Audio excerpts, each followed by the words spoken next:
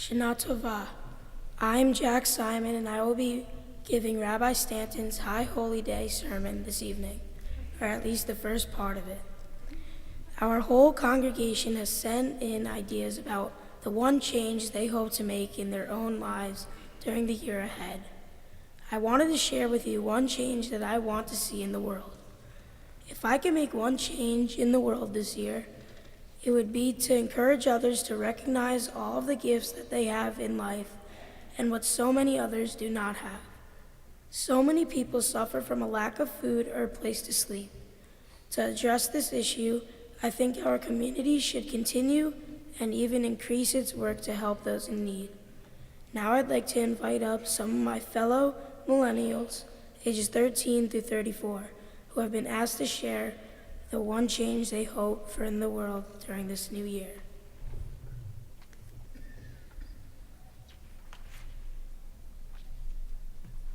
Good evening, I'm Tilly Pecker. If I could change one thing in the year to come, it would be to end discrimination against people of different races and abilities. This is a problem evident in our world and in global conflicts, but also on a smaller scale through bullying. To address it, I think our community should raise awareness about our diversity and increase the appreciation we have for everyone's basic human dignity.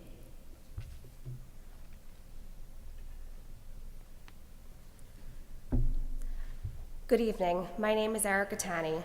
If I could make one change, it would be to increase the availability of mental health programs and services in our schools. We live in a world where children face significant adversity, trauma, bullying, or are left to deal with unmet psychosocial needs on their own. As a community, it is imperative that we address these challenges early to prevent hardship later in life by working together with our school districts to improve the mental health services that they provide. Good evening, I'm Shira Rost. If I could make one change in the year to come, it would be to end extremism, both abroad and here in the United States. What comes to mind in particular is the targeting and death of Brendan Tevlin in our neighboring town of West Orange. To address it, I think our community should support Islamic moderates and focus on education and continued Muslim and Jewish dialogue. We need to have more opportunities to collaborate so as not to create a culture of anti-Islam, but rather one inhospitable to extremism.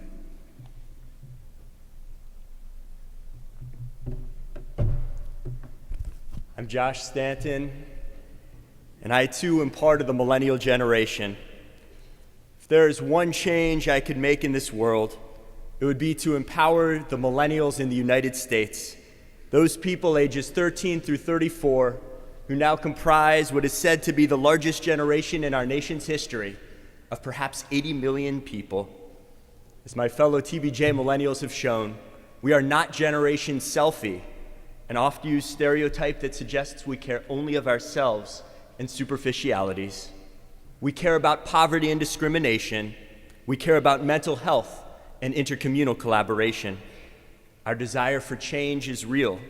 So thank you to my fellow millennials for being here tonight and so very articulately sharing some of the many important issues for our generation. I came to all of you this evening with this issue because the more I've been a rabbi, the longer I've been a rabbi, the more I realize that we need to understand each other and care more about each other across the generations. Just listen to some of the conversations going on in the Jewish world right now. Many worry that my generation will spell the end, or at least the significant diminution of Jewish life in America, one with waning affiliation rates and muted support for Israel. Still more decry the sense of consumerist Judaism in which millennials come with expectations rather than contributions, requests rather than offers of support. And the list of worries goes on and on and on. So is this the beginning of our collective end? I would say absolutely not. But significant translation of both Jewish values and millennial modes needs to take place in order for the next generation of Jews to thrive and the next generation to come into its own in general. But let me start by telling you a bit more about this generation that I found myself born into, and one which you might be increasingly aware of, just looking around your Rosh Hashanah dinner tables. Diverse in race, religion, and sexual orientation, millennials are tolerant in outlook towards people from different countries, different backgrounds, different ages, and different socioeconomic statuses. They tend to wait for marriage, if they marry at all, though many are in committed and enduring relationships. And like their parents before them, they're entering the workforce lacking for experience, but brimming with hope and optimism about what they could become if only they set their minds to it. Perhaps most significantly, most noticeably, millennials are digital natives, having grown up during what might be seen as the greatest technological revolution since 1448, when the movable type printing press was invented. They communicate constantly, or as their critics put it, incessantly, especially on those mobile devices and ever-growing variety of computer. But tonight we are not here just to remind them to turn off their ringers, but to thank them for sharing their voices in that collaborative way that is so typical of millennials and the way that they work. It might come across as impolite at times, but their communication is driven by a genuine desire for connection. The largest generation in American history is coming of age before our very eyes. By 2010, they comprise 35% of our workforce, and that number continues to rise rapidly.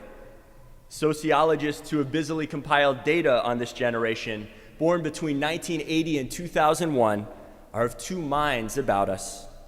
Some are skeptics, citing ever-mounting student debt and a tight job market as factors that will ultimately constrain or undermine us.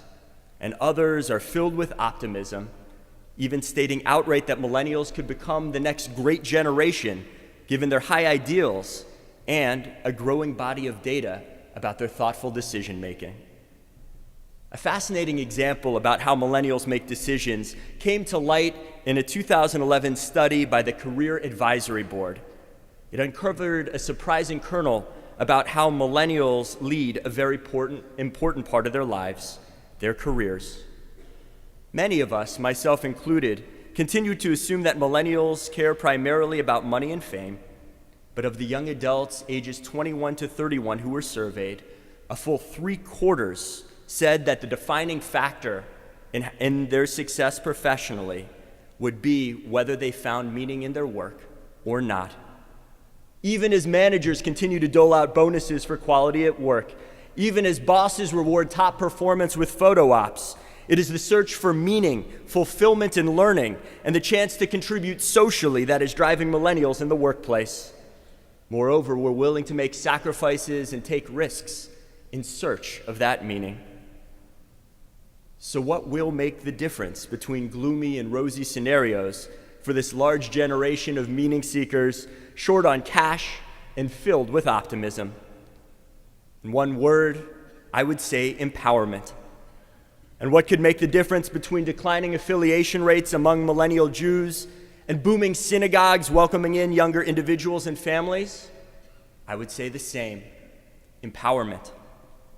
Millennials are not joining synagogues at the same rate as their parents, and certainly not at the same rate as their grandparents, but not for want of connection, rather for need of an invitation that speaks to them.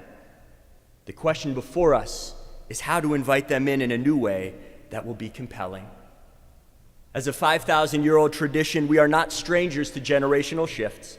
We have seen hundreds of them, in fact, and we have an endowment of wisdom from which to draw, especially at times like this, times when we feel off balance, times when we are looking for a path forward, not simply for survival, but for greater self-actualization. One of the great parables of our Talmudic sages relates through magical realism the pain and hope of a new generation coming into its own. That generation 2,000 years ago profoundly shook and changed the way our religion is practiced. And the Babylonian Talmud in Tractate Menachot 29b relays just one flavor, one taste of those changes. In it, Moses asks God to transport him forward in time to meet the one who steadies God's proverbial hand. God assents to this request and brings Moses to the classroom of the great rabbinic sage, Rabbi Akiva, who was running a renowned house of study.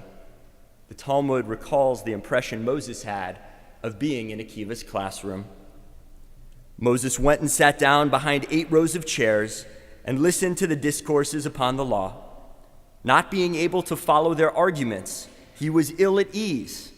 But when they came to a certain subject, and the disciples said to their master, "What is the source of this teaching?" And the latter replied, "It is a law given unto Moses at Sinai." And Moses felt comforted.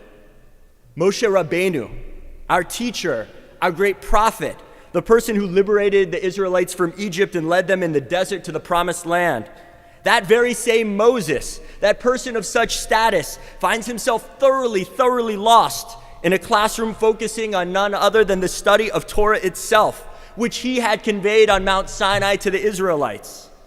Moses, the brilliant leader of our people, does not understand how the Torah has been rewoven in the time of the rabbis. He does not recognize it at all and feels utterly lost. Rabbi Akiva only puts him at ease by giving credit to Moses as the source of so much rabbinic thought. The point of the story is not just that Moses is unable to recognize the Torah, but also that he is comforted by Akiva's revelation that so much had gone on since Sinai and yet was still part of the same textual tradition. We have a living, breathing tradition of Torah, not simply a static document.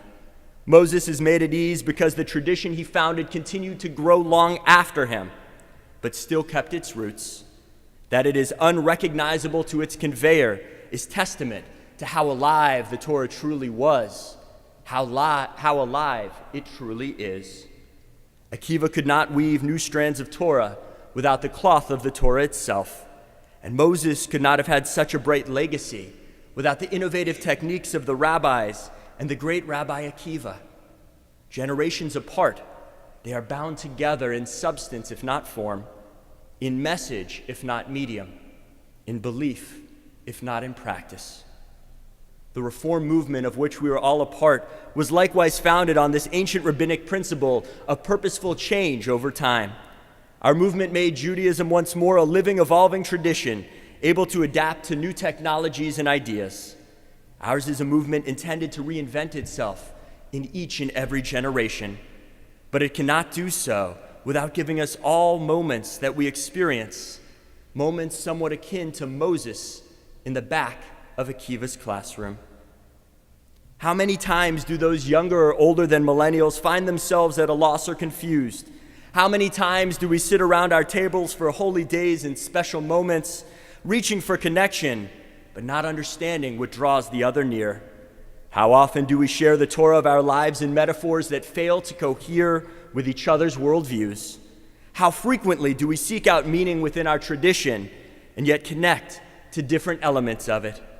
And yet, like Moses and Akiva, we cannot have a future without a past, and new generations cannot weave for themselves a future without the cloth of the present.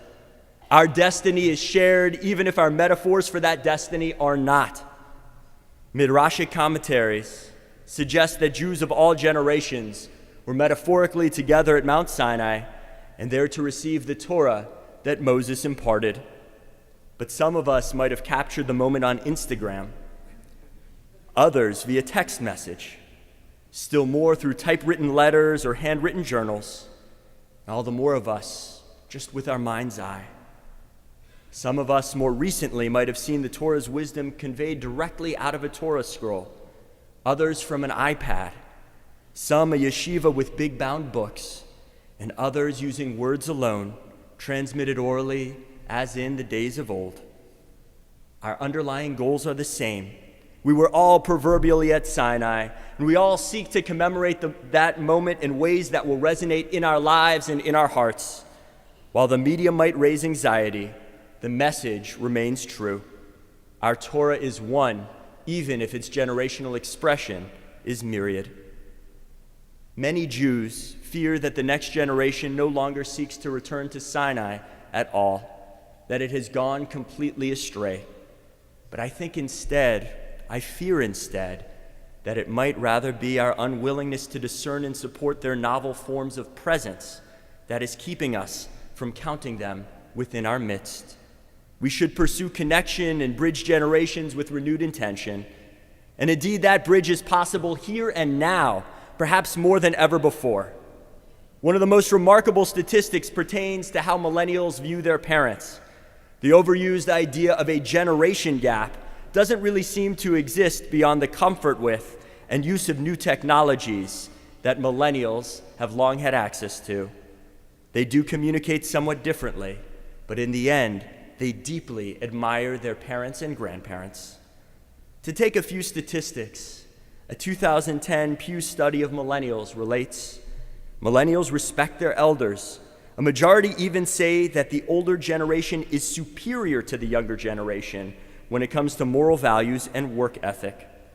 Further, the public may see generations as different in fundamental ways related to technology, but most do not see them as being in conflict.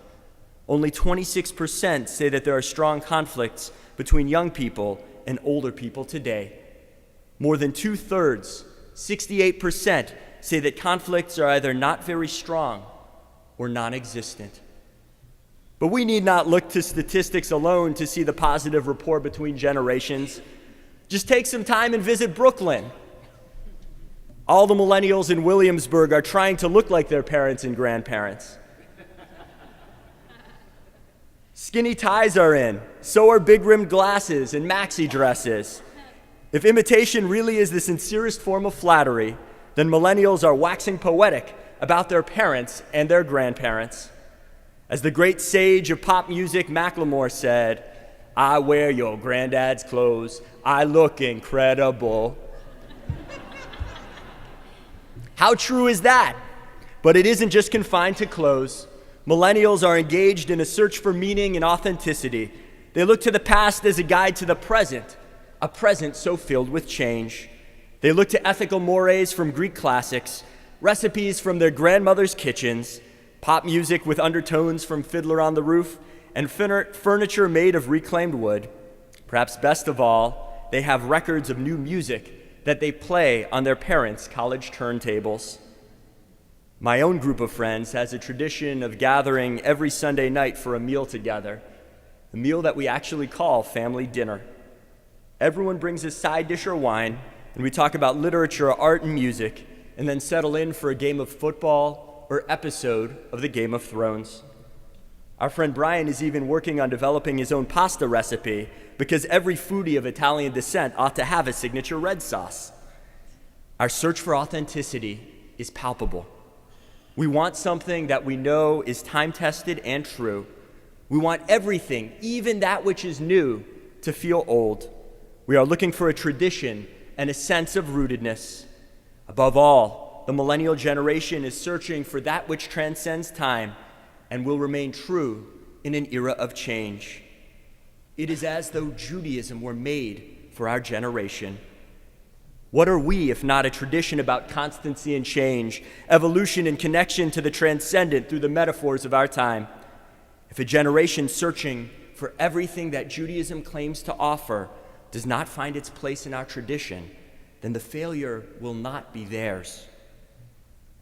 4 years ago, the TBJ community took a principled stand to engage the millennial generation. So many of our young people, our alumni in their 20s and 30s, living and working in New York City, were uninvolved Jewishly. Through a monthly Shabbat service and dinner with sushi and wine, we began to reconnect with them.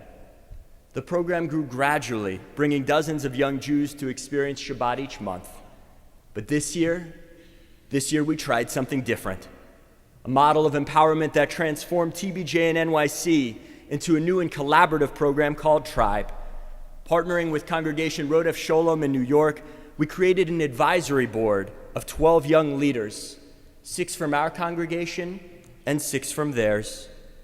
They gave of their time, day after day, week after week throughout this summer, crafting a new kind of Shabbat experience, new social programs, and new professional mentoring opportunities. Being present with that group of leaders felt completely different from the start. By handing over much of the decision-making, we had tapped into their collaborative ethos and also their creative impulse. When preparing for the first Shabbat of the year, oh yes, in the basement of a large bar in Midtown, All of us were filled with a nervous excitement. Would anyone really want to give their Friday nights in New York to prayer, to Shabbat dinner, and to the chance to be with other Jews? As we drew closer to the event, RSVPs began to roll in, and mind you, millennials are not so good at RSVPing. First a dozen RSVP'd, then a few dozen, then 100, then 150. In the end, we nearly ran out of space as more than 200 young Jews showed up. By the count of the manager of the bar, perhaps 220. No, it was not alchemy. No, it was not luck. It was empowerment. With the support of our senior rabbis, my counterpart, Rabbi Ben Spratt, and I shifted into more traditional roles as rabbis, namely as teachers and facilitators, door openers and mentors. Our advisory board did all the heavy lifting and made possible the design and launch of a truly millennial Jewish program. All they needed was genuine support and people willing to listen. What we, their rabbis, did not realize was the extraordinary potential such empowerment could have for the entire Jewish community. For it is not just millennials who want to connect informally. It is not just people under 35 who like to learn online, who like to communicate virtually. And it is not just people over 35 who care about community. It is not just people over 35 who seek a connection to tradition. We have so much to share with each other, so many new questions to ask each other. I think that millennials have reminded us all to ask questions about how Judaism relates to our lives and how we would like it to relate to our lives. To be fair, generational attitudes about Jewish life are changing. As last October's Pew study on American Jewish life shared, the changing nature of Jewish identity stands out sharply when the survey's results are analyzed by generation. Fully 93% of Jews in the aging greatest generation identify as Jewish on the basis of religion. Just 7% describe themselves as having no religion. By contrast, among Jews in the youngest generation of American adults, the millennials, 68% identify as Jews by religion, while 32% describe themselves as having no religion and identify as Jewish on the basis of ancestry, ethnicity, or culture. But these statistics mask a key trend. In spite of the draw of secular life in American culture, in spite of the ongoing conflict in the Middle East, all-consuming jobs, young Jews still feel very Jewish and proud of their Jewish heritage at that. The question before us is not whether young Jews care, but how we empower them to give voice to the pride and identity that they have, to channel their spiritual hunger and their search for meaning. For if we manage to tap into it, the generative potential of millennial Jews is simply boundless. So many of us are blessed with millennials in our families or our friendship circles. Some of us, myself included, are fortunate to count ourselves among this cohort. Today, TBJ has millennials in our religious school, on our bima, reading Torah, and returning to their sacred home after time away at college. So often, we lead them in Jewish traditions. Perhaps instead we could share why it is that we observe those traditions, what those traditions say about our core beliefs. Why do we go through the motions? What is our connection to this 5,000-year-old religion and people? Perhaps we could go still one step further and genuinely inquire of millennials in our midst. Why are they here, or why are they not? What do they seek in a religious community? What are their big questions and concerns? What keeps them up at night? What gets them up in the morning? And how can our age-old tradition be part of their search for meaning? For in asking these questions and truly listening, we can bring together the Torah of our lives with the Torah of theirs, the Torah of Moses and the Torah of Akiva, that Instagram photo at Mount Sinai with a picture in our mind's eye of that sacred moment, the words of our ancestors with the words of our descendants. The Torah is one, but as our sages have long recognized, there are 70 facets to Torah, some of which are more evident to different sets of eyes. No single person, not even a single generation, can have all the wisdom. So together we set out each year. We rely once more on each other for perspective. May we, this Rosh Hashanah, renew our identities by asking what others see in our tradition. May our voices be blessed with a strength that is only eclipsed by the strength of our ears in discerning the voices of others. May we complement our desire to shape the future with a faith in future generations and a willingness to empower them to shape it alongside us. Generation after generation has changed our tradition and inspired its growth. It is incumbent upon us to proactively support millennials as they work to leave their mark on our tradition. In doing so, we will all rest easier about the longevity of Jewish life. L'dor v'dor nagid godlecha.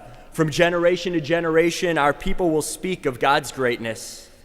But so too is it every generation's obligation to ensure that the next one is fully heard. Shana Tova.